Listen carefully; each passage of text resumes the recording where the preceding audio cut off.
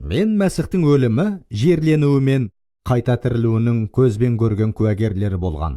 Жаңа өсиет авторларына өте көп уақыт бөлдім және де осы тақырыпқа қайта-қайта оралуымның себебі.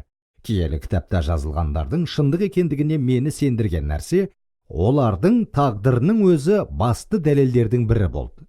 Өйткені Иса өзінің шәкірттерін алдауы мүмкін емес. Бір саяси партияның өкілдері екінші саяси партияның штаб пәтерінен ақпараттарды ұрлап, сол ақпаратты президенттік кампанияда қолдану мақсатында кіргені жайлы ақшта болған. Уотергейттегі жанжал естеріңізде шығар. Осы жанжалда Никсон әкімшілігінен Ақ үйдің жалдамалы кісі өлтірушісі деп аталатын бір адам болған. Осы қайраткердің аты Чак Колсон болатын. Мүмкін сіз оның кітаптарының бірін оқыған шығарсыз. Ол бүкіл әлемдік түрмедегі адамдарға қызмет етуді басқарып, оларды Мәсіхке әкелген адам болған. Қысымның арқасында жасырын нәрсенің барлығы айқын болатынын білу кімге қажет болады десеңіз, онда Чак Колсонға қажет болып табылады.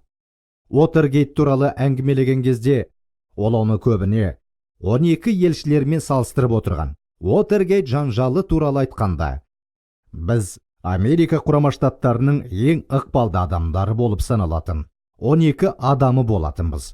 Бүкіл билік біздің қолымызда болатын. Бірақ осы өтірігімізді 3 апта ішінде жасыра алмадық. Ал шынында осы адамдарды ешкім қинамады. Оларға өлім қаупі де төнген жоқ болатын. Егер Иса шындығында өлімнен қайта тірілмесе, сонда сіздер өз елінде қуғынға ұшыраған, ұрып соғылып, таспен ұрып өлтіру қаупі төнген билігі жоқ елшілер сол туралы 40 жылдың ішінде мойындамас еді деп айтпақсыздар ма? Бұл мүмкін емес деп бекітті Колсон. Жалғыз қалғаны, олар өлімнен қайта тірілген Мәсіхті өз көздерімен көрді. Әйтпесе, олардың біреуі сөзсіз Джон Динге ұқсар еді. Джон Дин, ол өз қу басын құтқару мақсатында сол 12 адамнан тұратын құдіретті топ туралы барлық ақпаратты өкіметке айтып, оларды сатып жіберген жас адвокат еді. Әлде біреу сөзсіз Джон Динге ұқсар еді. Барып, куәлік берер еді, деді Чак. Тым болмаса, елшілердің біреуі Джон Дин тура солай жасады. 3 рет. Тыңдаңыздаршы, әлемдегі 12 ең құдіретті адам құпияны 3 апта бойы сақтап қала алмады.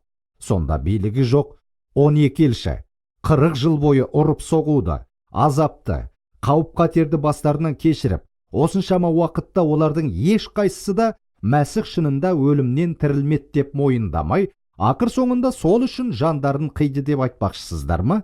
Дейді Чак. Осыған сену үшін бізде тауықтың миы емес, балапанның демес, ал бастың орнына қайнатылған жұмыртқа болуы керек.